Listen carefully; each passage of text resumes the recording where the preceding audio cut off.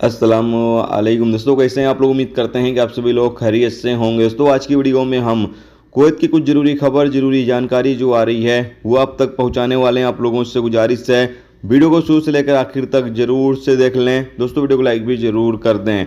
जो लाइक कर देते हैं उन तमाम दोस्तों का दिल से बहुत बहुत शुक्रिया। चलिए बढ़ते हैं अपडेट तरफ। पूरी क्या अपडेट आपको बताते हैं। सबसे पहली खबर, कुवैत के अंदर खादिम से सून करने का कानून का ऐलान कर दिया गया है, लेकिन ये कानून कब से लागू होगा इसका अभी तक ऐलान नहीं हुआ है।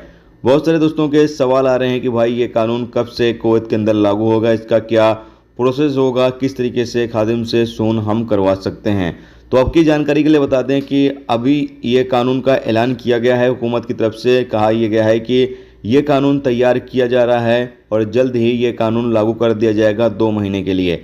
लेकिन कब से ये कानून लागू किया जा रहा है इसकी जानकारी अभी तक हुकूमत की तरफ से नहीं दी गई है। लेकिन यहाँ पर अपडेट के मुताबिक बताया गया है कि जल्द ही ये कानून लागू कर दिया जाएगा, जिससे जो लोग खादिम के वीजे पर हैं, किसी भी प्रकार का आपका खादिम का वीज़ा है तो आप लोग अपना वीजे को सून में ट्रांसफ़र कर सकते हैं। सून में आप ट्रांसफ़र आसानी के साथ कर सकेंगे।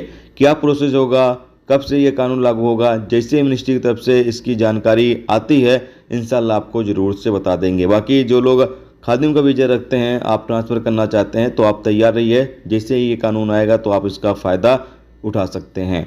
इसके अलावा अगली अपडेट ये है कि कुवैत नारकोटिक कंट्रोल डिपार्टमेंट की तरफ से अपडेट जारी करके बताया गया है कि कई लोगों को गिरफ्तार किया गया है जो नशीली गोलियां और चरस वगैरह की स्मगलिंग कर रहे थे। जैसा कि आप सामने स्क्रीन पर इमेज या फिर वीडियो क्लिप के माध्यम से देख सकते हैं।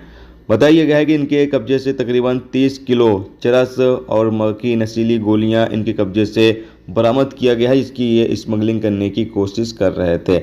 इसके अलावा अगली अपडेट ये है कि कुवैत के सालमिया इलाके में एक बस के अंदर एक पाकिस्तानी की बॉडी बरामद की गई है जो कि मरे हुए हालात में था। यानी पाकिस्तानी जो बस के अंदर बॉडी बरामद की गई है मुर्दे हालत में।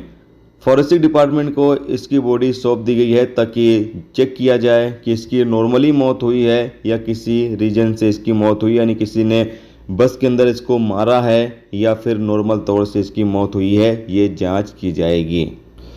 इसके अलावा अगली अपडेट यह है कि फरवानिया के इलाके में एक बिल्डिंग में दोबारा से आग लगने की खबर सामने आई है और आग लगी हुई है, जैसा कि आप सामने स्क्रीन पर वीडियो क्लिप के माध्यम से देख सकते हैं।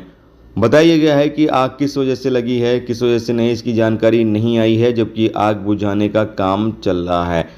दोस्तों याद रहे कि इन दिनों गर्मी की वजह से काफ़ी ज़्यादा आग लग रही है, तो काफ़ी ज़्यादा लोगों को एहतियात करनी चाहिए। सोते वक्त भी आपको सतर्क रहना चाहिए। कभी बिल्डिंग में आग वगैरह लगे तो आपको निकल कर भागने में आसानी रहे। थोड़ा सतर्क सोएंगे तो काफ़ी ज़्यादा आपके लिए फ़ायदेमंद रहे।